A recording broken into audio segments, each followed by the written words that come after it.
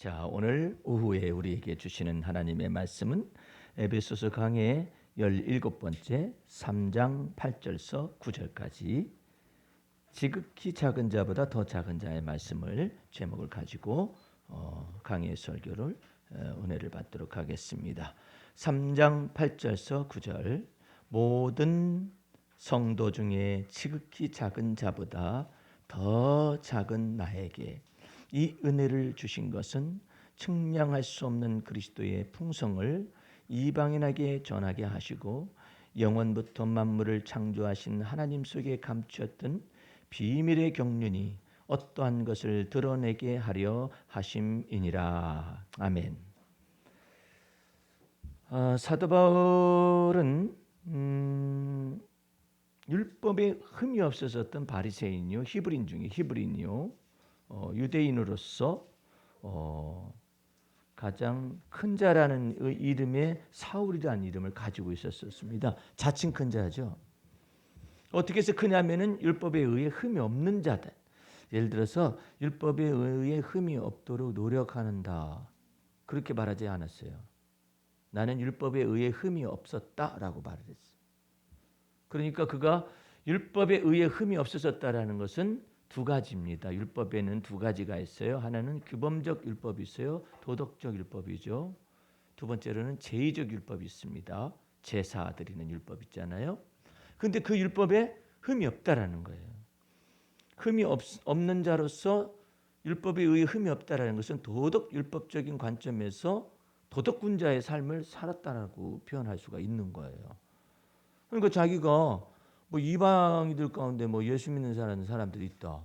뭐 도대체가 이게 어디 근거도 없는 사람들이고 근본이 없는 사람들이다. 이렇게 생각을 할 수가 있어서 모세 율법대로 처단하기로 작정을 하고 스데반을 비롯해서 교회를 핍박하고 스데반을 죽는 데까지 돌로 쳐서 죽이는 데까지 증인을 쓴 1등 공신이었었죠. 그러니까는 그 율법에 열심을 내던 사람입니다. 여러분과 나는 이와 같은 사람이 어떻게 변화됐는가? 8절 보세요. 모든 성도 중에 지극히 작은 자보다 더 작은 나에게 이렇게 표현하고 그 사도 바울의 언어적 표현을 우리가 잘 알아요. 뭐냐면은 사도 바울이 나는 하나님 아버지로부터 주 예수 그리스도로 말미암아서 부르심을 받은 사도 바울, 사도 바울은 이렇게 표현하거든요. 그러니까 사도라는 명칭이 오게 된 것은 하나님의 종이요 예수 그리스도의 종으로서 사도의 직책이 왔다라는 것을 분명히 하잖아요. 그런데 예수님은 사도 바울에게 희한한 얘기를 해요. 너 사도권 또 방언이라고 애를 쓰는데 너는 누구냐? 너는 누구냐? 이렇게. 너는 누군데? 저요? 그러니까 할 말이 없잖아요. 너는 누구냐? 그것을 가르치는 것이 오전 예배 때 말한 하나님과 그리스도 예수를 아는 그 신기한 능력으로 말미암아 생명을 얻게 하시고 또한 경건의 능력으로 들어가는 그 지극히 큰 보배로운 약속 가운데 그 하나님의 성품으로 들어가는 과정 속에서 넌 누구냐?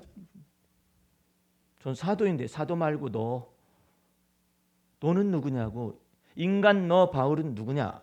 이걸 주께서 묻는 거예요.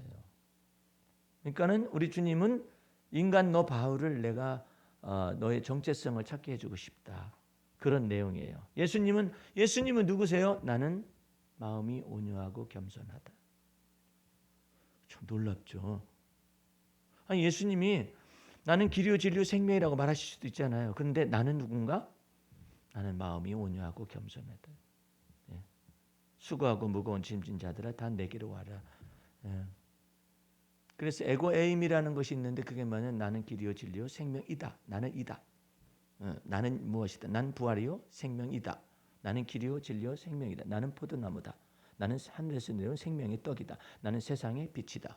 뭐 이렇게 난 에고에임이라는 그와 같은 언어로서 쓰여져 있어요. 헬라어로서 나는 무엇이다. 근데 그 가운데서 가장 예수님의 어떤 인성 속에서의 가장 깊은 걸 얘기하는 게 뭐냐면 나는 마음이 온유하고 겸손하다. 너희 안에 이 마음을 품어라 이렇게 표현하시죠. 그러니까 사도 바울은 사도 바울이 사도가 아니다, 사도가 기다, 맞다, 틀다 이렇게 그래서 사도권 방어 논쟁을 하고 있는데 예수님은 갑작스럽게 뭐라 하냐면 그 명예를 갖다가 꼭 가져야만이 네가 복음을 예수 그리스도의 복음을 전할 수 있는 게 아니다. 내가 네 사도의 명예를 갖다가 완전히 땅에 떨어뜨리더라도 그 다음에 두 번째 방법이 뭔지 아세요? 사도의 명예를 딱 떨어뜨리고 너 예수 그리스도의 복음 계시를 전할 수 있어야 한다. 두 번째는 뭐라 하냐면 그러면 어쩔 수 없이 이 논쟁에 관해서 제가 주님께 순종하겠습니다 했잖아요. 그것만이 아닌데 또 뭐가 있습니까? 내가 너를 감옥에다 가다 놓고도 나는 얼마든지 다른 사람들 통해서 주의 복음 계시를 전달할 복음의 말씀을 전달할 수 있다는 걸 네가 알아야 한다. 죄가 없으면 안 될 텐데요. 아니야, 너 내가 가둬놓고 역사한다.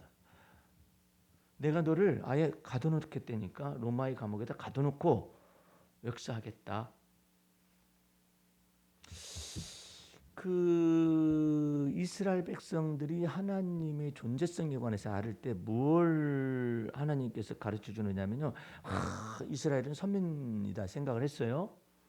그때 하나님이 선지자들을 통해서 뭘 계시하느냐면은 하나님은 이스라엘 나라 바깥에서 크신 하나님을 가르쳐요. 하나님을 알다가도 모르겠지. 예? 너만의 하나님이 아니라 하나님은 이스라엘 나라 바깥에서 크신 하나님. 이방인을 염두에 두고 이방인 구원을 염두에 두고 계속해서 얘기하시는 거예요. 예? 아니 이스라엘에 그렇게 문둥이들이 많았는데 왜 하나님께서 엘리사를 갖다가 아람 군대 장관인 그 나아만에게만 보내서 고침을 받게 했느냐 이 말이에요. 그 이후에 이스라엘 백성들 속에서 문둥병이 고침받았다는 그런 기사가 없어요. 근데 왜 아람 군대 장관이었었던 그 나아만 장군만이 와가지고 고침을 받았느냐 이 말이에요. 주님께서 처음에 공생에 딱 나가가지고 이야기하는 두 가지 표적이 그거예요. 이스라엘에 그렇게 많은 문둥이가 있었어도 하나님은 어떠한 이스라엘 문둥이를 고친 적이 없다. 오직 누구를 고쳤냐면 나아만 장군이 하나님의 말씀을 듣고 복음을 들은 거나 마찬가지로 내가 그에게로 가면 하나님께로 가면 고침받을 수 있을까 해가지고 찾아와서 엘리사 선지자를 통해서 하나님의 말씀대로 고침을 받았잖아요. 근데 이스라엘 문둥이가 그렇게 많았어도 고침받은 역사가 없다라는 거예요.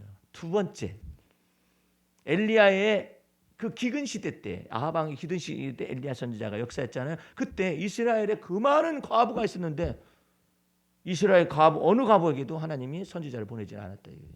사렙다 과부, 시돈 땅에 사는 그 사렙다 과부에게만 보냄을 받아가지고 기근을 면하게 한 사건을 기억하지 못하나요? 그 두 가지를 예수님이 누가복음에서 공생애를 시작할 때쯤에서 딱 얘기하십니다. 이스라엘에 그 많은 과부들이 있었어도 이스라엘에 그 많은 문둥병자가 있었어도 보내심을 받지 아니하였다. 왜? 안 믿어서. 그러니까 하나님은 이스라엘 바깥에서 크신 하나님으로 나타나신. 그래서 우리 속에 무엇을 하느냐 하면 낮추시는 거예요. 더 낮추시는데 사도 바울의 언어 표현이 너무나 놀라워요. 처음에는 사도 바울이 자기가 작다라는 것을 뭐라 했냐면 만삭되지 못한 사람이라고 생각하고 사도들보다 작다라고 거기까지 이제 들어갔어요. 모든 사도들보다 나는 더 작은 자다 이렇게 표현을 했어요. 왜냐하면 만삭되지 못했고 예수님의 공생애 동안에 자기는 그때 없었었고 또한 예수님의 교회를 핍박했기 때문에 자기는 만삭되지 못하고 부활의 증인으로서도 다른 사도들에 비하여서 자기는 부활의 예수님만 만났을 뿐이지 하면서 자기 자신을 낮추어서 다른 사도보다 지극히 작은 나에게 이렇게 표현을 했어요. 이제 됐다고 생각했잖아요. 근데 주님이 아니라는 거야. 아니 이것보다 이것도 많이 낮아진 건데 사도 바울이 전에는 말해 나는 하나님의 종이고 주 예수 그리스도의 종이다. 다른 사도도 마찬가지 나도 그렇다 이렇게 얘기해가지고 낮추시니까는 다른 사도들보다 지극히 작은 나에게 이렇게 표현을 했거든요. 그럼 다 됐잖아요. 아니라는 거야. 너 더 낮아져야 한다. 어디까지 낮아질 수 있습니까? 오늘 본문 말씀이에요. 자, 자세히 보세요. 모든 성도 중에 지극히 작은 자. 그렇죠? 사도라고 표현 안 했죠? 모든 사도들보다 지극히 작은 자라고 표현 안 했잖아요. 똑같은 사도인데 뭐 이런 것에서 다른 사도보다 나는 지극히 작은 자다라고 표현했었던 고린도전서 15장에 있는 말씀이 있었는데 이거 그것도 아니야. 이거 지금 모든 성도 중에 지극히 작은 자보다 더 그다음에 더 작은 나에게 이렇게 여기까지 낮추셨어요. 사도 바울이 나중에 인사말을 할 때 이런 말을 합니다. 어떤 사람은 나보다 더 먼저 그리스도 안에 있었었다라는 걸 말을 해요. 그리스도 안에 자기가 사도들하고 비길 것이 못 되는 게 어떤 그리스도인보다 나는 이후에 그리스도인이 됐다 이게 자기 자신은. 그래서 어떤 성도보다 그 성도는 나보다 먼저 그리스도 안에 있었느니라 그 말을 표현해요. 그 말이 바로 이 내용이야. 성도 중에 지극히 작은 자보다 더 작은. 얼마나 놀라운 거예요. 주님께서 거기까지 다 낮추니까 사도 바울이 다른 사람들에 대해서 긴장관계를 유지할 이유가 없어요. 비교의식을 가질 이유가 없어요. 예? 내가 너보다 우월하다라고 그 우월의식이나 이런 걸 가질 필요가 없어요. 주님께서 그냥 거기까지 딱 낮춰버렸어요. 그래서 우리 주님께서 너희가 사람의 종이 되어야 사람의 으뜸이 될 수 있다라고 말씀하시는 까닭 가운데 여기 이렇게 말씀하셔요. 전능하신 하나님의 능하신 손 안에서 겸손하거라. 그리하면 때가 되면 너를 높이시리라 그래요. 높이는 건 하나님이 높이시는 것이고 때가 되면은 나는 낮추라 이거예요. 그래서 이 낮춰지게 되면은 우리 주님께서 때가 되면 너를 이게 높여 주신다고 그러잖아요. 그러니까 낮게 이게 겸손해지고 낮아지게 되잖아요. 편리한 점도 많아요. 바본 줄 아는데 실상은 지혜로워요. 그리고 낮아지잖아요. 그러면 다른 사람들의 마음이 다 보여요. 거기에 사람들 마음은요. 근데 조금 이렇게 낮춰지잖아요. 낮춰지면 사람들 마음이 다 보여요.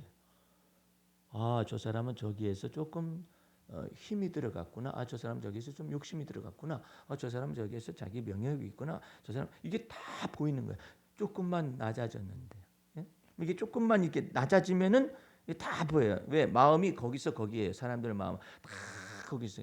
어느 날 주님께서 나를 낮추시고 난 다음에 나를 위로하시기 위해서 나를 환상을 보여주시는데 내가 미국의 미주 지역에 비행기를 타고 갈 때 비행기 창밖을 다 내려다보고 있는데 그 구름 위에 그 성층권인지 뭔지 어쨌든 그 구름 위에를 날아가잖아요. 대기권 위를 날아가죠. 비행기가. 대기권 위를 날아가다 보니까 대기권에는 뭐가 가득하냐면 구름이 가득한데 그 구름이 가득한 것 위를 비행기가 나릅니다. 이거 쫙 올라가가지고 수직으로 쫙 올라가고 난 다음에 이렇게 올라가고 난 다음에 수평고도를 딱 유지하는 곳이 뭐냐면은 대기권 위에요. 그 대기권 위를 날아가기 때문에 대기권 밑에는 뭐만 있느냐면 구름들이 많지요. 근데 그 구름 위를 날아가는 거예요. 비행기가 구름 밑을 날아다니면 안 되죠. 벼락 맞거나 천둥 치거나 그럴 수도 있지만 대기권 위로 올라가면은 벼락과 천둥이라는 그런 것을 이제 벗어나게 되잖아요. 근데 벗어나게 되는데 그 구름 위를 탁 날아가는데 아주 막 구름이 그냥 융단처럼 쫙 펼쳐져 있는데 내 마음을 주님께서 낮춘다면 어떤 현상이 벌어지냐면 낮추잖아요. 낮추면 구름 밑으로 살짝 낮아졌을 뿐인데 구름 위에 있는 뭉실뭉실뭉실한 사람들의 마음들이 다 이렇게 보이는 거예요. 이 사람들의 마음이 다 보여지기 때문에 사람의 마음을 알 수가 있어요. 쉽게 알 수가 있어요. 그래서 여러분들은 우리 주님께서 여러분한테 예를 들어서 성내지 말아라 이렇게 표현하지 않아요. 성내지 말아라 이렇게 표현하지 않고 뭐라고 표현하느냐면 성내기를 더디하거라 그래요. 그래서 이 더디의 미학을 자꾸 가르쳐요. 성내기도 더디하고 말하기도 더디하고 노하기도 더디하고 그렇게 더디만 가르치는 거예요. 더디만. 그 더디를 가르치는 것을 보고 뭐라고 하냐면 연단과 시련이라고 그래요. 이 더디만 이렇게 가르쳐. 그러니까 여러분이 나는 분노가 없는 사람이에요. 그 사람은 장애자예요. 장애자예요. 분노가 없는 사람은 장애자예요. 그러니까 분노 조절 장애가 안 되는 사람이죠. 그러니까 착한 그 여자 컴플렉스라는 그와 착한 성품의 컴플렉스에 걸려 들어가지고 분노가 없게 되면 문제가 있는 거예요. 그러니까 억눌려 가지고 있는 것을 갖다 착한 것을 착각을 할 수가 있잖아요. 근데 우리 주님께서 원하시는 건 뭐냐면 더디, 노하기를 더디하는 것일 뿐이지 네가 네 속에서 정당한 분노를 갖다가 말할 수 없으면 나 아프단 말이야 왜 밟아 이렇게 말해야 하는데 일본 사람은 스미마셍 딱 해버려. 죄송합니다. 제 발이 당신 발 밑에 있어서 죄송하다는 거야. 이거 어떻게 하는 얘기야? 아니 당신이 나한테 사과를 하는 게 아니라 내가 당신한테 사과를 해야 맞는 건데 근데 일본 사람은 너무나도 억지 겸손이 많아가지고 아예 굳어졌어요. 발을 내가 밟았는데 저쪽에서 있는 사람이 일본 사람이 스미마셍 해버려. 나보고 이중적으로 더 미안하게 생각하라는 얘기인지 못 들은 얘기야. 그러면 안 되죠. 내가 미안하다. 아 괜찮습니다. 이러면 얼마나 좋아요? 나는 괜찮습니다라는 것이 더디가 이렇게 되어지면 그것을 받아들여 가지고 할 수 있는데 그것보다도 더 높은 차원이 있어 또. 더디 노하기를 더디하는 것이라는 성내기를 더디하고 말하기를 더디하는 그 훈련보다 더 깊은 훈련이 있어요. 그게 모든 건 뭐냐면 기쁨과 즐거움이에요. 예? 정말 그 비행기 안에서 보니까는 이 저기 키 작은 한국인이 비행기 안으로 가지고 들어오는 짐 저기 캐리어가 있잖아요. 이걸 올리려는데 안 돼요. 안 돼요. 그랬더니 천장까지 닿을 듯한 미국인이 왔어요. 안 돼요. 안 돼. 그때 승무원이 와서 빨리 이렇게 해주면 좋은데 마침 승무원이 이쪽에서 가고 저쪽에 가는 바람에 이 여자 혼자서 이걸 올리는데 안 올려지니까 그렇죠. 내가 일어나려고 했는데 저 큰 미국인이 이렇게 오더니 이것을 갖다 제가요. 그러더니 이것을 딱 올려놓더라고요. 그러니까 땡큐 했어요. 그랬더니 It's my pleasure 그래. 다른 말 하는 게 아니에요. 그건 내 기쁨입니다. 내 즐거움입니다. 야 이거 봐라. 이 사람들의 입술에서 나오는 언어가 하나님을 찬미하는 입술 속에서 나오는 그 기쁨과 즐거움을 알아요. 우리나라 사람들이 이제 박세리 이후에 박세리는 얼마나 막 격한 훈련을 아버지한테 막 받아가지고 막 너무나도 엄격한 훈련을 받다 보니까 우승하긴 해가지고 그 다음에 계속 우승하고 돈도 많이 벌고 그랬는데 청춘이 가버렸네. 근데 그 뒤를 잇는 자매들은 달랐어요. 훈련을 즐거움으로 생각하는 거예요. 운동을 즐거움으로 생각하기 시작했어요. 박세리 시대는 아버지가 하라면 해야 해. 강제로라도 해야 해. 그런데 이것을 즐거움으로 다 바꾸기 시작을 해서 언어들이 뭐라가 나오는지 얼마나 힘들었겠어요. 우승하기까지. 그건 저는 즐거움으로 했습니다. 이렇게 말이 저절로 나와요. 시대가 바뀌었어요. 그러면 박세리는 이전날에 뭐라 했겠어요? 하이라고 죽었죠. 아버지한테 죽었죠. 이런데 이것을 바꾸는 작업이 나온 거예요. 예? 근데 이 사람들은 벌써 즐거움으로 운동을 하기 시작해요. 즐거운 마음으로 운동하고 이와 같은 내용들을 자기 삶을 즐길 줄 아는 것을 이미 받아내는 거예요. 여러분들은 연단과 훈련을 받는 것도 주님이 나를 주목하여 주시는 것 때문에 기쁨이고 즐거움으로 믿어야 해요. 그렇지 못하면 너 뭐 하다 왔냐? 죽도록 고생하다 왔습니다 이래요. 주님 앞에 가면은. 근데 기쁨과 즐거운 마음으로 주님의 은혜를 깊숙이 알아가지고 다른 사람보다도 유독 나만을 주목하여서 훈계하고 나만을 주목해서 연단하고 나만 이처럼 시련과 연단이 많다. 그래서 왜 나만 그럴까? 그러면 자기 운명이에요. 그죠? 반대로 생각해 보세요. 주께서 사랑하는 자마다 징계하시고 주께서 사랑하는 자마다 책망하신다. 예? 책망하셔가지고 딱 주목하여가지고 훈계 너를 딱 내가 너를 만들겠다. 내가 너를 만들겠다. 뭐 어떻게 만들까요? 주님의 마음에 합하게 만드는 거죠. 너 생각하는 바가 주님과 코드가 일치하는구나. 너 생각하는 바가 하나님의 마음하고 합하구나. 이것을 만들기 위해서 너 말을 왜 그런 투로 말을 하니? 너 속에 비꼬는 말이 있잖아. 뭐 사람이라 뭐 비꼬는 말이 나올 수도 있죠. 뭐 그런데 그거 언중유골이라 하잖아요. 말 중에 뼈가 있다는 말이잖아요. 왜 말을 하더라도 왜 꼭 말은 해야긴 해야겠지. 예. 근데 꼭 비꼬는 말을 섞어서 해야만 하니?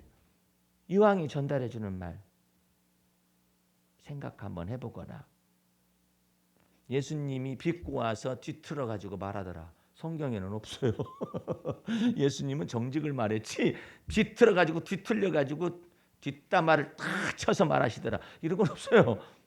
마음이 온유하고 겸손하셔 가지고 예? 돌멩이로 친다가는데도 그냥 뒤로 가셨어요. 계속 낭떠러지가 있었을 때도 거기까지 밀고 갔어요. 군중들이, 유대인들이 네가 어찌 하나님의 아들이라고 말하고 하나님과 방불하다는 얘기냐, 돌멩이로 쳐 죽이겠다고 막 이렇게 해가지고 밀고 갔었는데 낭떠러지가 있었잖아요. 주님께서 태연하게 길을 열고 쫙 가셨어요. 너네들 나한테 이렇게 하면은 죽는다. 그러지 않아요. 위협하거나 협박하거나 그러지 않았어요. 아버지 때가 되지 않았기 때문에 죽어야 할 때가 아닌 걸 아시잖아요. 아버지를 믿고 쫙 길을 딱 내는 거예요. 이렇게 돌멩이를 가지고 쳐 죽이려고 하는 그 순간 속에서도 여러분들이 주 앞에서 왜 말을 하더라도 거기다 뒷성냐, 뒷담화를 뒤통수를 칠 만한 건 너 그때 뼈를 섞어? 그것마저 주님 앞에 한번 내놔봐라. 그럼 우리 주님께서요, 주님 제가 사람인지라 하는 거 있잖아요. 그 사람인지라 하는 것을 빼라. 왜? 주님께서는 하늘 보좌를 버리시고 하나님과 동등한 하나님의 형상의 본체이지만 자기를 낮춰 종의 형체를 입고 이 땅에 오셨잖아요. 위협을 받으시되 위협하지 아니하시고, 주님이 위협하지 않아요. 위협하지. 예? 위협하지 않는단 말이에요. 너네 나중에 두고 봐. 예? 갚아줄 거야. 이런 말씀을 하지 않으셔요. 그러니까 그게 얼마나 놀라운 거냔 말이에요. 그런데 여러분이 그게 가능할까요? 회개에 합당한 열매를 한번 맺어보세요. 하나님, 제가 그때 말을 하긴 했는데 말은 부드러웠는데 속에 가시가 있었습니다라고 고백해 본 적 있나요? 안 하잖아. 제 큰아들이 어저께는 대화를 나누는데 대화 나누는데 예수피의 권세와 능력이 자기 자신 속에 있는 악한 감정이나 나쁜 감정을 씻어줄 수 있는 것인가, 그 여부를 물었어요. 내가 이 경건의 비밀에 관련된 내 하나님의 성품에 참여하는 이 메시지를 받아가지고 오는 아주 터닝 포인트, 극적인 순간이 뭐냐면 예수피의 권세와 능력이 우리 속에 있는 더러운 기분과 사악한 기분과 더러운 감정과 이 모든 악한 감정까지도 주 예수 그리스도의 피권세와 능력이 깨끗하게 점도 없이 흠도 없이 씻어낼 수가 있다라는 것을 발견한 다음부터. 그런데 예수 피의 권세와 능력을 가지고 죄사함을 받았습니다. 의롭다함을 받았습니다. 구원함을 받고 하나님의 의와 생명을 얻었습니다. 그건 알아요. 그런데 예수 피의 권세와 능력이 내 마음속에 있는 더러운 기분이라든지 악한 기분이라든지 사악한 감정이나 이 모든 것을 씻어버릴 때 어떻게 씻느냐면 점 없이 흠도 없이 티도 없이 씻어버릴 수 있다는 사실을 모르는 거야. 그럼 어떻게 할 때 씻어집니까? 만일 우리가 자백하고 고백하면 하나님은 미쁘셔서 우리의 죄를 주의 피로 깨끗하게 씻으실 것이요 우리를 불의에서 깨끗하게 씻어주실 것이다. 그것이 삭제가 돼요. 그러면 삭제를 하지 않고 긍정적인 마인드로 좋게 생각해. 무엇이든 다 참아. 이렇게 하잖아요. 남아요. 남은 채로 참아. 언젠가는 폭발하지. 그러니까 쌓아둘 일이 아니라 씻어서 고백하고 자백하여서 예수의 피로 점 없이 흠 없이 티 없이 깨끗하게 씻어내버려야 해. 내 속에 뇌를 속에서 씻어내버려야 해. 또 나오는데 또 나오면 또 씻어. 그래서 예수 피의 권세와 능력은 생명을 얻기까지 이 생수의 강이 흘러나는 것이고 또한 생명을 얻기까지 이 샘물처럼 계속해서 우리의 마음속에서 흐를 수가 있는 거예요. 그러니까 이 안 좋은 감정들 속에서 막 보복하고 싶은 보복 감정들 아니면 속에서 내 속에서 막 하고 싶은 얘기들 이런 것들까지도 전체를 다 주님 앞에 얘기를 할 수 있어요.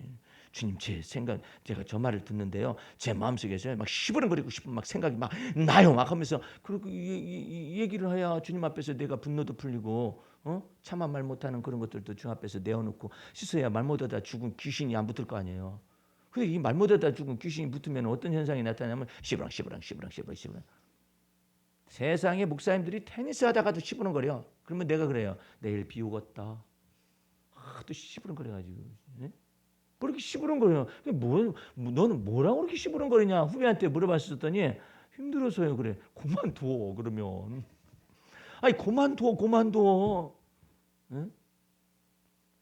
주님께서 내게도 사역하는 데 있어서 결정적인 한 방을 내게 나타내신 적이 있는데 주님 저에게 사역이 너무나 힘듭니다. 이렇게 말을 했어요. 그랬더니 주님께서 간단하더래요. 그만둬라. 힘들면 그만둬라. 그거 할 말이 없잖아요. 쓸 사람은 얼마든지 다 쓸 사람은 얼마든지. 내가 돌들 가지고 또 얼마든지 이렇게 가지고 사용할 수 있다.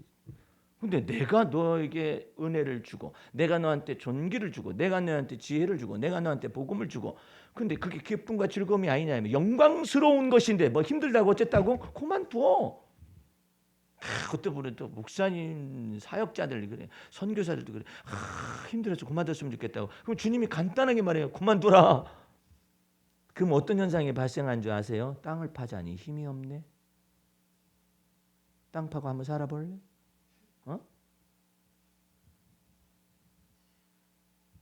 그러면 어떻게 말을 해야 합니까? 이렇게 주님께서 말씀하셨어요. 예수님이 비유를 드는 거예요. 청지기가 있었는데 그 사람이 이제 바깥에 나가서 일하는 일꾼이 있었어요. 종이.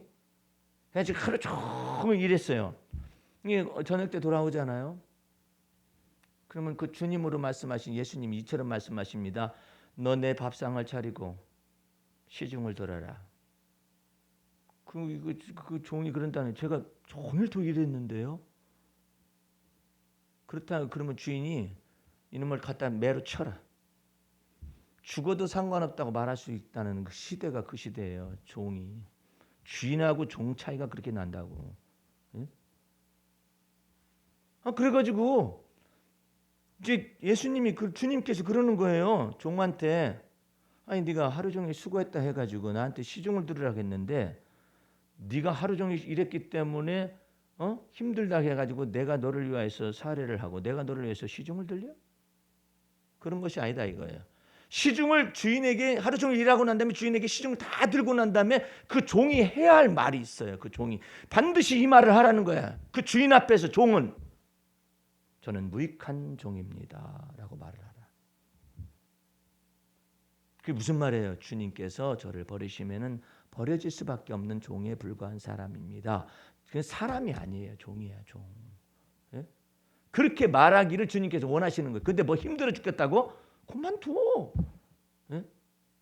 그러니까 주님 앞에서 이 태도를 완전히 바꿔야 해요. 정신이 아직 안 나가지고 아직도 힘들어 이렇게 하고 있거든요. 완전히 바꿔버려야 되니까 너 한번 발톱이 소발톱처럼 독수리 발톱처럼 되고 머리는 소처럼 이렇게 돼가지고 짐승의 형상을 가지고 독수리 같은 발톱을 가지고 너 한번 7회를 한번 지나볼래? 이런 것을 알고 난 다음에서야 느부갓네살 왕이 낮아져 가지고 만유의 주제가 되시는 그 하나님, 만군의 여호와 하나님은 이스라엘 하나님밖에 안 계시다라는 거 그때서 알고 난 다음에 그 깨닫고 나니까는 그 다음에 하나님께서 총명을 보내잖아요. 전에는 짐승의 마음이 나타나. 짐승의 마음이 하나님이 눈을 탁 대서 낮추고자 원하는 사람은 팍 낮춰버린다고. 그걸 어떻게 낮추느냐? 나는 짐승이 하나에 불과한 사람이로구나를 깨닫기까지 낮춰버릴 수가 있지.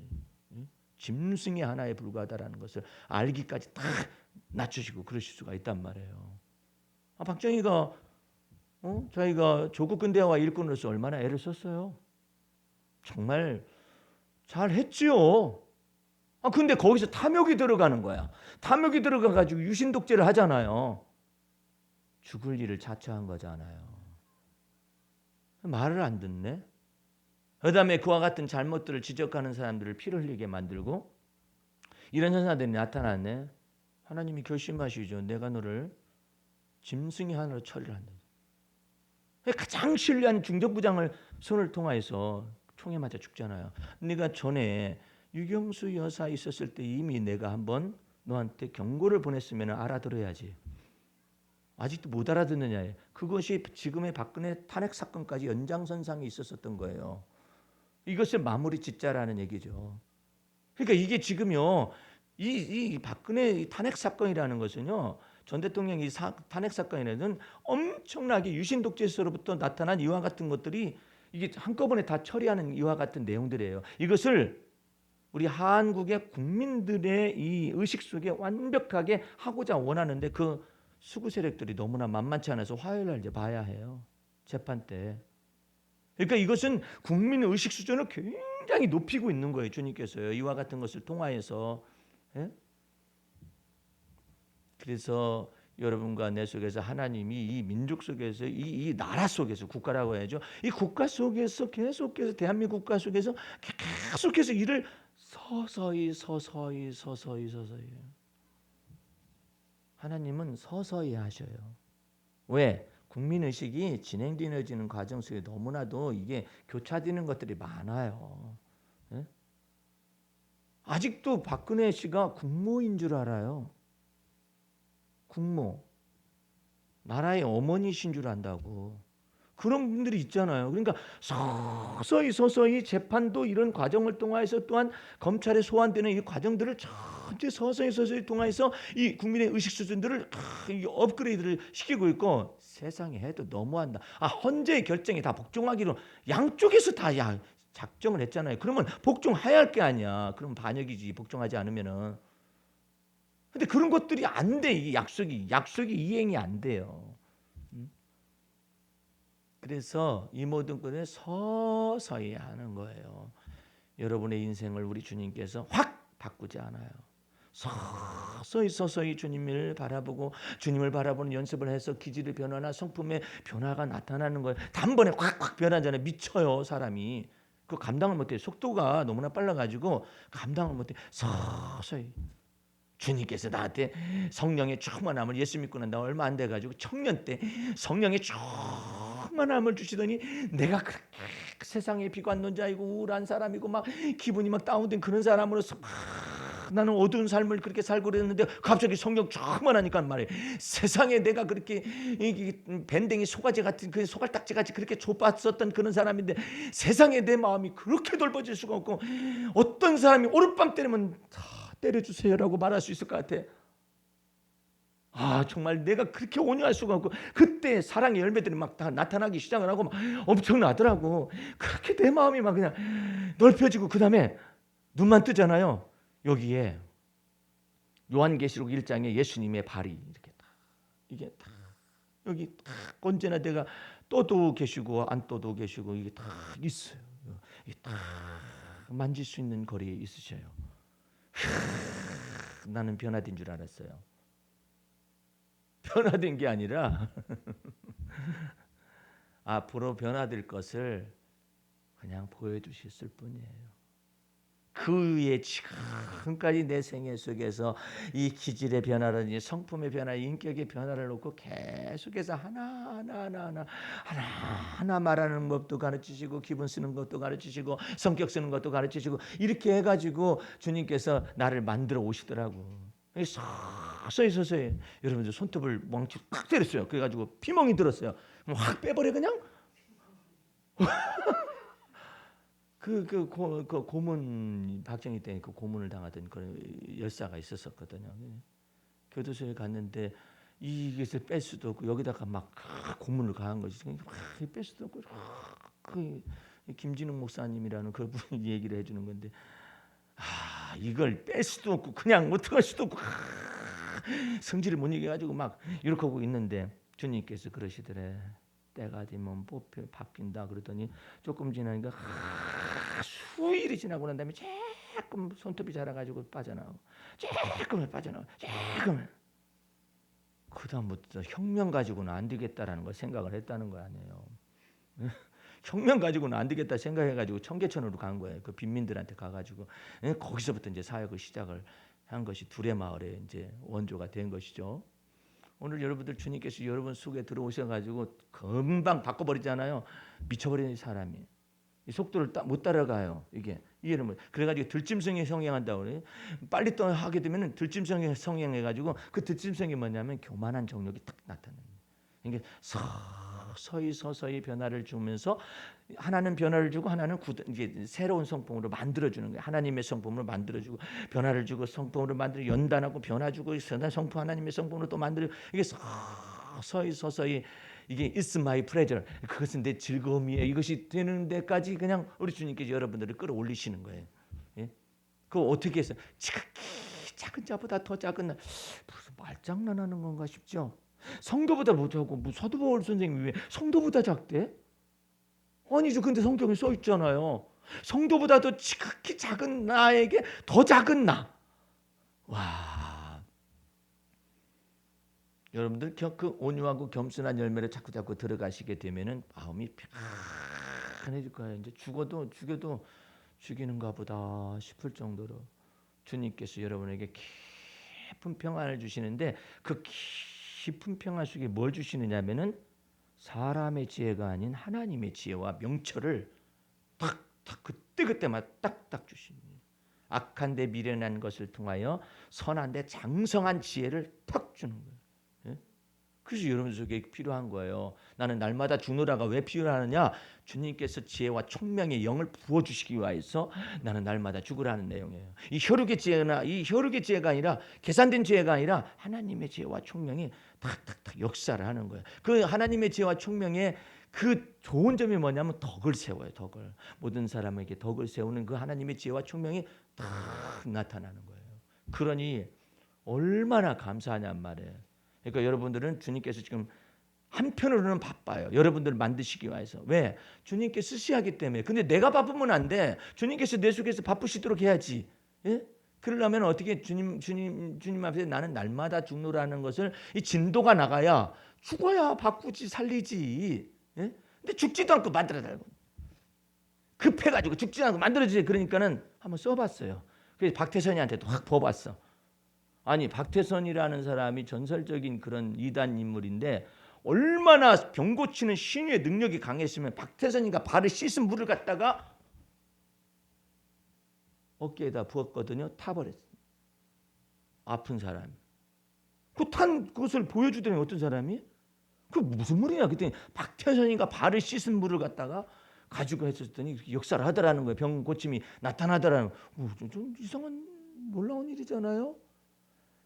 바울이 베드로의 그림자가 덮여질 거라, 아니면 바울의 손수건을 갖다 놓고 딱 하면 악기가 나가다, 이런 말은 성경에 있거든요. 근데 발 씻은 물을 갖다가 했었더니 나간다. 이거 얼마나 한참 때 그렇게 쓰여졌겠어요. 근데 이게 도대체가 경건의 비밀과 하나님의 성품에 참여하는 비밀이 전혀 없는 상태 속에서 그냥 능력만 받아놨네. 그랬더니 이제 이단으로 딱 돌아가는 거예요. 이단으로 사고가. 여러분들은 막 하늘에 불을 내릴 수 있는 권능이 없어도 돼요. 그러나 더 귀중한 것이 뭐냐면 생명과 경건의 능력을, 그 신비한 능력을 쫓아서 하나님의 성품에 여러분을 참여하게 될 때 하루하루씩 날마다 죽고 날마다 부활의 새 생명으로 거듭나고 날마다 변화를 가져오게 되면은 주님께서는 나중에 잘했다 칭찬하실 거예요.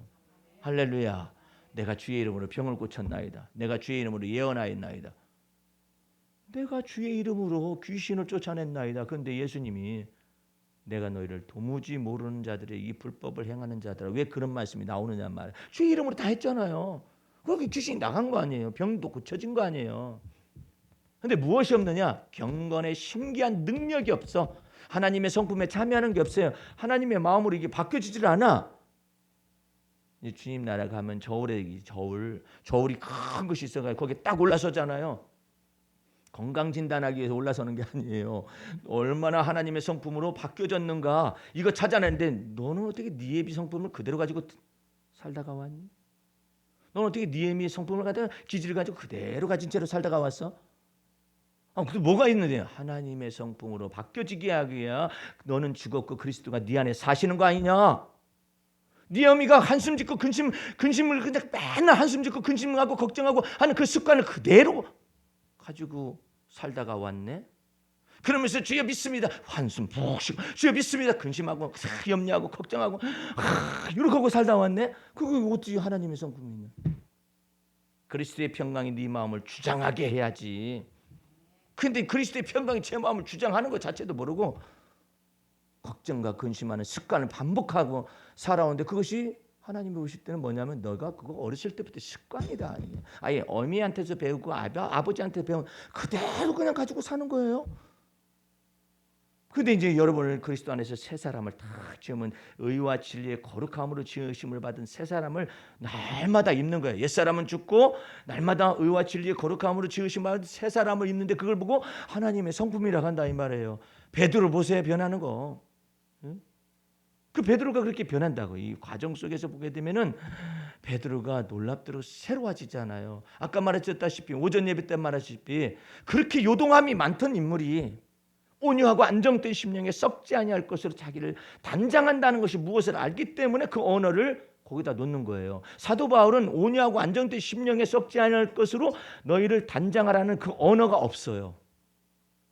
없어, 그 부분이. 그것은 이 요동함이 많았었던 베드로한테 필요한 언어예요. 그래서 여러분과 내 속에서 요동함이 많을 때가 있잖아요. 감정이 흔들려대고 기분이 흔들려대고 맨날 오르락내리락 한다, 이런 것들 있잖아요. 아직도 어린 거야. 시기와 질투가 여전히 있어요. 아직도 어린 거야. 육신에 속한 사람이 변화가 안 돼 있어요. 비교식 가운데 우월의식이 있고 열등감이, 이거 아직까지도 그냥 양극단의 감정 속에서 헤매는 거예요. 그런데 그러던 베드로가 변화가 왔어요. 온유하고 안정된 심령에 썩지 아니할 것으로 자기를 단장하는 법을 하나님 앞에서 배우고 난 다음에 결론적으로 뭐라 하느냐, 이것은 하나님 앞에서 값진 것이니라. 보배로운 거예요. 보배로운 거예요. 예? 그래가지고 조금만 하면 그냥 무리를 걸었다가 그 다음에는 푹 빠졌다가 이 난리를 치던 사도 베드로가 변화가 왔어요. 우리의 믿음의 주요 우리를 온전케 하시는 이 예수 바라보는 걸 계속적으로 훈련하는 거예요. 예수님을 이때 바라봅니다. 불안한 주님, 제가 불안한 가운데 처해 있는데 내가 이때 주님을 바라봅니다. 주님, 제가 이와 같은 환경 속에 제가 떨립니다. 두렵고 떨립니다. 그러나 제가 이때 주의 말씀을 찬송하고 이때 주님을 바라보겠습니다. 그때 하는 거예요. 따로 가서 기도할 때는 이미 지났어. 아까 우리 복음성가에 있는 말씀 한마디만 조금만 더 묵상하고 전달하기는, 하나님께서 예배하는 자를 찾는다고 그랬죠. 참 한심한 것이 뭐냐면 한국 교인들은 예배하는 자를 찾는다고 하면 예배당에서 예배하는 자를 찾는 줄 알아요. 주님은 지금 바깥에서 일들이 다 벌어지고 있잖아요. 성도들이 다 바깥이 벌어지고 있는 것에서 몸으로 드리는 산제사를 원하고 있는데, 왜? 하나님은 영이셔요. 이 건물에 갇혀 있을 수가 없어요. 교회 건물에. 예? 여러분이 속에 성령이 거하셔서 하나님의 성령의 전이에요. 여러분의 몸에서 제사가 시행이 돼요. 그래서 몸으로 드리는 산제사예요. 그럼 그 삶의 현장 속에서 주의 이름을 불러야 그 속에서 주님의 임재가 나타나고 주님의 권능이 나타나고 주님을 경험할 거 아니에요. 근데 이걸 갖다 왜 예배당까지 가지고 와가지고 그때가 내가 가서 기도해야지, 기도하고 싶은 마음이 그때 갔더니 없네. 바로 그 현장 속에서 주님이 누구든지 그 현장 속에서 주의 이름을 부르는 자는 구원을 얻으리라. 그게 몸으로 드려진 산제사라고. 왜 여기까지 와야, 왜 예배당까지 와야 하느냐 말이에요. 하나님께서 예배당이 하나님이시라면은 예배당으로 전부 다 오라갈 거예요. 그런데 하나님은 이제 예수 그리스도가 오시고 난 다음에 이렇게 말씀하셔요. 하나님은 영이시니, 영은 어디예요? 무소부재해요. 아니 계신 곳이 없어요. 하나님은 영이시니 내 삶의 모든 현장 속에서 함께 계세요. 영이시기 때문에 예배하는 자가 성령과 진리 안에서 예배할지니라. 하나님은 이렇게 예배하는 자를 찾으시느니라 그래. 그러면 그 현장에서 주님의 이름을 불러야지. 아니 근데 거기서 주의 이름을 부르지 않고 어떻게 지금 어디 가서 하려고 그래? 수요기도 때 가서 할까? 새벽기도 때 가서 할까? 안 그래요. 주님, 이때 주님의 도우심이 필요합니다. 제가 그랬잖아요. 우리 어머님이 장애가 있는 사실들 내가 스스로 알잖아요. 고를 수가 없어요. 그러니까 어머님이 주차하는데 이것이 주차 공간이 필요한데 내가 다른 사람 같으면 저거 뺏어라도 주세요. 그렇게 말할 줄, 나는 그런 걸 말 못하고. 왜 그렇게 말을 해요? 그거 뺏으면 안 되죠. 그죠? 주님이 은혜를 베푸시면 되지 왜 뺏기는. 뺏어서 줘? 이렇게. 그러지 말고 그 주님이 은혜를 베푸시면 되잖아요. 주님이 은혜 가운데서 한 자리를 예비하시면 되잖아요. 하나님이 저를 생각하여 주실 수가 있다라고 믿는 것이죠. 그거 여러분들 생각을 많이 해요. 주님 앞에 기도할 때. 주님, 이때 주의 여종을 생각하여 주시옵소서. 주님은 주의 여종을 생각하실 수가 있나이다. 하나님이 생각이 있는지 없는지 그냥 불이 알아야 전질하지. 하나님이 생각이 있는지 없는지 그런 걸 잘 몰라요. 그런데 한나는 주의 여종을 생각하실 수가 있다라고 믿는 거예요. 생각해 주세요. 나를 생각해 줘. 하나님이 전지전능하신 하나님이, 그 크신 하나님이, 그 하나님의 마음속에 내가 있을 자리가 있어요. 그게 하나님이 나를 생각해 주실 수가 있어요. 생각해 줄 수가 있다면 우리는 어떻게 기도하세요? 하나님, 저를 도와주시옵소서. 저는 이때 주님의 도움이 필요합니다. 그리고 도움이 필요하다고 이렇게 긍휼을 베풀어 주시옵소서 이렇게 말할 수 있는, 그랬더니 그 자리를 이 주차 공간을 허락하신 그 하나님 앞에서 내가 주차하고 난 다음에 감사하고 하나님을 찬미하고, 내 어머님은 이 주님은 나의 도움이시오, 환난 중에 만날 큰 도움이시라는 이와 같은 주님 앞에 믿음의 기도 속에 주님이 배려하신 그 속에서 편하게 자리에 앉으실 수가 있잖아요. 차에 오르타실 수가 있잖아요. 그 어떤 분은 또 그래요. 목사님 그거 하나님을 이용해 먹는 거 아니에요? 그래요. 말 표현이 좀 거칠죠. 그런데 주님께서 그렇게 하라고 그랬어요. 여호와는 나의 산성이시요 나의 피난처시요 여호와는 나의 도움이시요 여호와는 나의 힘이시요 그렇게 믿어라. 믿으면 주님의 신기한 능력과 주님의 신기한 영광이 너를 뒤따르리. 내가 너를 건지리니 너가 나를 영화롭게 할 것이다. 근데 왜 그거 말 안 해요? 주님은 나의 도움이시죠. 주님 저 여기에 이때 도움이 필요합니다. 주님 제가 지금 그 주님 앞에 면목이 없지만, 어떤 사람도 그렇게 기도한다고 그러대. 주님 제가 면목이 없지만 주님 저는 이때 도움이 필요합니다. 그런다는데 면목이 있건 없건 간에 상관없이, 예? 주님은 그래요. 그냥 주의 이름을 부르라겠지 면목을 따지라고 그랬어? 아니 생각해봐요. 주의 이름을 부르라고 그냥, 예? 주님 제가 이렇게 기도할 자격은 안 되지만 그럴 수도 있지. 근데 어쨌든 주의 이름을 부르라고. 주여 이때 주님의 도우심이 필요합니다. 예? 이때 주의 도우심이 필요합니다. 주님은 나의 도움이시오 나의 힘의 반석이십니다. 저희 어머님은 악성 빈혈이 있어가지고 요즘 화두가 뭐냐면 내가 자꾸 힘이 빠져나간다. 그게 주제예요. 그래서 조사를 해봤었더니 CT 촬영을 해봤더니 악성 빈혈이 있는 거예요. 빈혈이 있으면 놀랍게 의사의 판단은 뭐냐면 배가 더 잘 고프다는 거예요. 참 신기하대. 왜 빈혈이 있는데 배가 고플까? 우리는 당뇨 때문에 배가 고픈다고만 생각했죠. 그것도 연관성이 있는데 빈혈 때문에, 악성 빈혈 때문에 배가 쉽게 또 고파진다는 거예요. 그래서 빈혈을 집중적으로 치료하고 있거든요. 힘이 빠져나간다 그래요. 근데 이와 같은 때에 이런 내용이 있어요. 기가 막히다라는 말 있죠. 그 기가 막히다고 말하는 그 언어를 다윗은 사용을 하면서 뭐라고 말해요?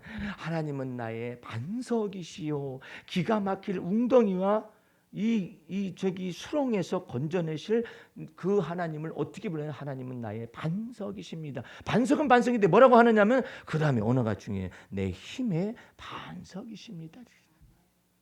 여러분 속에서 그때 필요할 때 왜 다윗이 여호와 하나님 나의 힘이시요 그래서 내가 주님을 사랑합니다 이러잖아요. 그러니까 그때 맞게 기가 막힐 웅덩이 속에 있으니까 여호와 하나님은 나의 힘이시라고 믿어야 하고, 내가 또 어디 피난할 데가 없어요. 사울왕에게 쫓겨나가지고 쫓겨다니면서 이 죽음의 골짜기를 지나다니니까 피할 데가 없어요. 자기 유다 지파들을 자기를 군사들을 통하여 구원해 줬는데도 유다 지파가 일러 바쳐요. 목숨이 두려워서. 그러니까 피난처가 없어요. 그랬을 때 다윗이 이처럼 말합니다. 여호와 하나님은 나의 피난처이십니다. 이렇게. 그렇지 않으면 뭐가 생겨요? 유다 족속들이 원망스러워요. 예? 그리고 나는 이게 뭐하는 삶을 사느냐 이렇게 자격지심이 또 생겨요. 근데 이때 이 모든 것이 다 좌로나 우로나 치우치지 않고 벗어나는 방법이 뭐냐면 여호와 하나님은 나의 힘의 반석이시요 나의 피난처시요 환난 중에 만날 큰 도움이십니다. 주님을 딱 바라봤었더니 놀라도록 극복이 됩니다. 내일부터 여러분들 베드로 영성 속에 비교의식에 대한 그 이제 맺은 글들이 몇 편이 실려지게 될 것인데, 그 비교의식을 극복할 수 있는 가장 첫 번째 열쇠가 뭐냐? 하나님을 찬양하는 거예요. 하나님을 찬양하는 거예요. 어떻게? 나보다도 잘난 놈이 있네. 그 잘난 놈에게, 나보다도 잘난 그 사람에게 그 은혜를 주신 하나님을 찬미하는 거예요. 나보다 낫네요가 저절로 돼요. 하나님이 그 사람에게 그 은혜를 주시고, 하나님이 그 사람에게 재능을 주시고, 하나님이 그 사람에게 반찬 잘하는 재능을 주시고, 하나님이 그 사람에게 모자란 재능을 주시고, 그렇게 하나님이 주셨음을 내 마음속에, 하나님이 저 사람에게 그런 달란트를 주셨구나, 하나님이 저 사람에게 말재주를 주셨구나, 하나님이 저 사람에게 요리하는 재주를 주셨구나, 하나님이 저 사람에게 다른 재주를 주셨구나, 하나님을 찬양하기 시작하면, 내 마음에서 찬양하면은 비교의식이 사라져요. 여유 공간이 생겨요. 내 속에서 다른 사람보다 막 너무나 월등하게 엑설런트하게 잘한 재능이 나타나고 뭐가 나타나잖아요. 그러면 내려다보거나 이럴 것이 아니라 간단해요. 내게 하나님이 은혜를 주셨구나. 할렐루야. 그래서 여러분과 나를 하나님은 너 저 사람처럼 되라 아니면 저 사람처럼 되라 말한 적이 없어요. 하나님의 은혜는 어떤 것이냐? 나를 나되게 하시는 거예요. 예? 나의 나된 것은 하나님의 은혜로다. 그래서 하나님이 은혜가 나를 나되게 만드시기 때문에 나를 다른 사람하고 비교할 이유가 하나도 없어요. 주님은 자기 십자가를 얘기해요. 나를 부인하고 자기 십자가를 짊어지고 주님을 쫓아오라고 그러잖아요. 그 언어가 뭐냐 이 말이에요. 나를 나되게 하실 수 있는 분. 내 속에서 나는 지금 한번 왔다 가는 인생 속에서 나의 나됨은 아무에게도 찾아볼 수가 없어요. 부모가 다르죠. 그 다음에 환경이 다르죠. 배경 전체가 다 다릅니다. 내 유전적인 기질도 다 다릅니다. 그러니까 그 속에서 주님이 귀찮은데 알아듣지 아니면 미운 나가 아니라 그리스도께서 내 안에 들어오셔서 나를 새롭게 빚어 만드셔가지고 나를 나되게 만드시겠다 이거야. 나를 나되게 만드는 게 뭐예요? 나를 온전케 하시겠다 이 말. 나를 너 A라는 사람처럼 되거라.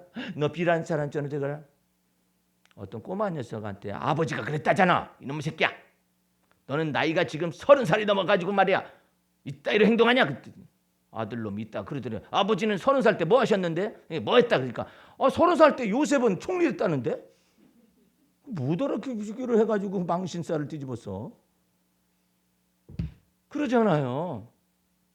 하나님의 은혜가 나를 나되게 하시는 게 이게 복음의 진수예요. 복음의 진수. 노 집사님을 김 권사님이나 박 권사님 되게 너 그 사람 되거라 이렇게 말하시지 않는다 이 말이에요. 나를 나되게 하시는 거야. 이 나의 나됨은 하나밖에 없어요. 전무후무해요. 예?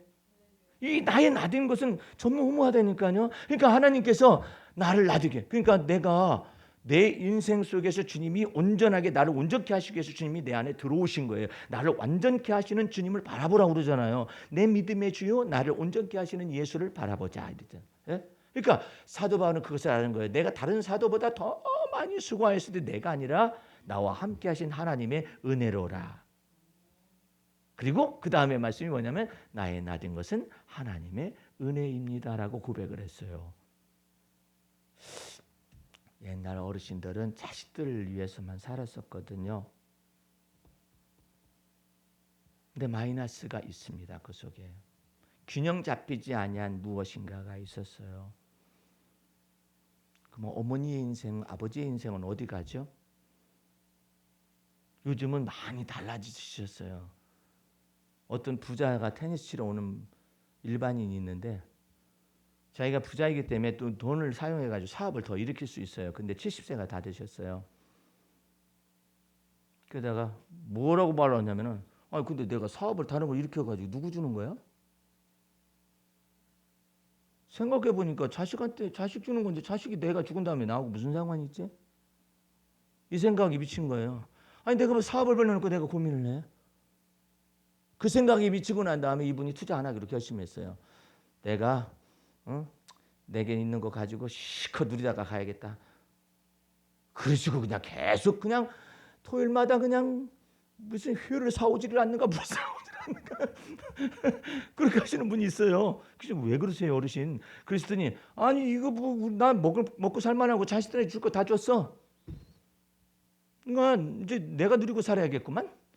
그랬더니 계속 사오시는 거예요. 연어 요리도 사오고 무슨 요리도 삼합도 막 사오고 막 그냥 사와가지고 그냥 통 크게 놀아요. 그냥 어떤 사람은 큰 1m나 되는 생선을 갖다 가지고 왔어. 거기서 회를 뜨고 앉아 있어요. 하필이면 회를 누가 떠느냐? 해양수산부에서 은퇴하신 분이 있어요. 그 사람이 회를 떠가지고 돼지고기 대교리에서 삶고 그 다음에 홍어는 홍어대로 해가지고 말이에요. 그것을 갖다 삼합이라 해가지고 잡수시라고. 그래서 이 사람이 뭘 요구하려고 자기가 혹시나 회장 나가려고 그러는가? 아무것도 없어. 그런 것도 없어. 참 희한한 사람들. 요즘은 많이 바뀌었어요. 결론적으로 여러분들이 비교의식에 빠져야 할 이유가 없는 까닭은 하나님을 찬양하는 걸 배우세요. 하나님의 은혜 찬양하는 걸 배우세요. 저 사람에게 하나님의 은혜를 주셨네. 저 교회 안에서 꼿꼿이 잘하는 사람 있잖아요. 이거 너 안에도 내가 할 수 있어. 이러지 말고 그게 아니라 하나님이 저 사람에게 꼿꼿이 하는 재능을 주셨구나. 저 사람은 특별히 요리를 잘해요. 그러면 아이고 내가 해도 할 수 있어. 그게 아니라 하나님이 저 사람에게 제때에 지금 맛있게 하는 은혜를 주셨구나. 예? 그렇게 생각하면 되죠. 저 사람은 어떻게 이렇게 잘생겼대. 저 사람은 잘생긴 은혜를 받았구나. 괜찮지 뭘 어때? 저 사람은 왜 이렇게 작대? 작은 은혜를 받은 거야. 그거 어떻게 할 거야? 이게 뽑아요? 뽑아? 아이고 참. 어떤 사람은 우리 목사님들 가운데 테니스 치는 분 가운데 눈이 안 보이는 분이 있어요. 너무 작아요. 우리 모두가 작은 편이잖아요. 이게 서양인이 볼 때는요. 왕방만 눈안이 우리를 볼 때는 쭉 찢어진 거예요. 그냥 이렇게 쭉 찢어진 거예요. 그래도 막 거기 커플이 있으면 조금 커졌을까? 거기서 거기야. 예, 서양인들이 볼 때는. 근데 그거보다 더 작은 사람이 있어요. 이천수하고 비슷하게 아주 작아가지고 좋은 점이 몇 가지가 있다는 거야. 그 목사님이 내가 어느 쪽으로 눈동자를 돌리는지를 상대방이 보내. 두 번째로 바람이 불어와도 티가 잘 안 들어간다는. 그래가지고 도대체 어디로 눈을 뜨는지를 알 수가 없어요. 이쪽으로 치지 저쪽으로 치지 알 수가. 눈을 보고 알잖아요. 눈동자 돌아간다. 그러면 이렇게 하는가 보다. 이쪽 보고 저쪽으로 치, 저쪽 보고 이쪽으로 치니 참 유리한 것도 많다라는 거예요. 자기가 잠을 자고 있는지 아내의 말을 듣고 있는지를 부인이 모른다는 거죠. 거기 있으니까. 어쨌든 나의 낫인 거예요. 하나님께서는 나의 낫임을 나는 그 기절을 발견하고 막 기절할 만큼 놀랐어요. 정말 기절할 만큼 놀랐어요. 나의 낫인 것은 하나님의 은혜로라 그러는데 세상에 거꾸로 뒤집어 왔더니 하나님의 은혜라는 것은 내 속에 임재하는 까닭은 나를 놔두게 하기 위하여 오시는 거야. 할렐루야. 나도 피부색 바꿔보려고 노력 많이 했었어요. 어떻게 하면 하얘질 수 있을까?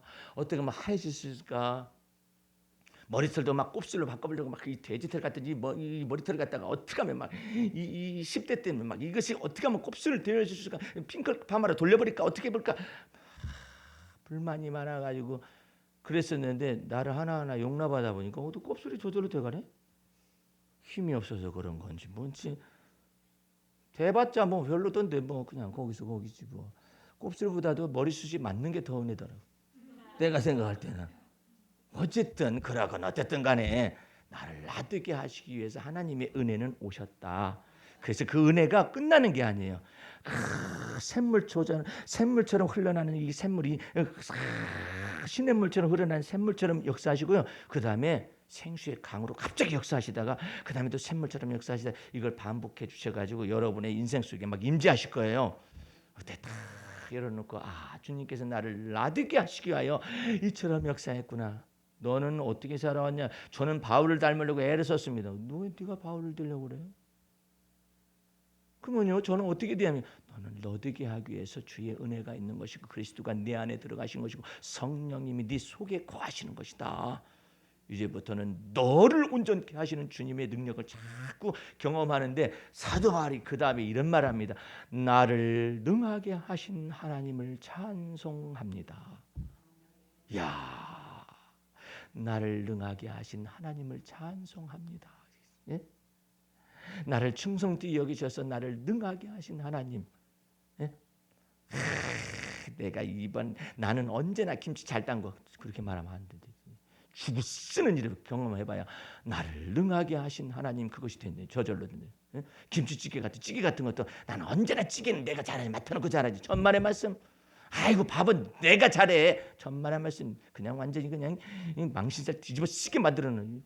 그러고 나면 나를 능하게 하신 하나님, 내가 주를 떠나서 아무것도 스스로 할 수 있는 것이 없습니다. 오직 주님만 바라봅니다. 그래서 범사의 때마다 일마다 시시때때로 주를 의지하고 이러면 주님께서 범사의 영광을 받으십니다. 할렐루야. 한 주간 동안에 이 놀랍고 신기한 능력의 삶을 사시기를 주의 이름으로 축원합니다. 기도하겠습니다. 우리 하나님 아버지 감사 참여 올립니다. 한 주간이 이처럼 멋있게 한 주간이 다가옵니다. 이 멋있는 한 주간 동안에 그 하나님의 신기한 능력, 주 예수 그리스도의 신비스러운 능력과 그 영광이 우리의 삶 속에 나타나셔서 남이 보지 못하는 것을 보게 하시고 또한 남이 찬송하지 못하는 걸 찬송하며 셀 수 없는 하나님의 은혜를 날마다 헤아릴 줄 아는 귀한 삶으로 연결되게 도와주옵소서. 이제는 우리 주 예수 그리스도의 은혜와 하나님 아버지의 그 무한하신 사랑과 성령의 감화 감동하심이 한 주간 동안 속에서 주께서 함께 계심과 선하심과 인자하심을 믿어서 주와 더불어 평생을 동행하는 삶을 살기를 원하는 성도들 머리 위에 지금부터 영원까지 함께 하시옵기를 간절히 축원하옵나이다. 아멘. 할렐루야. 마쳤습니다.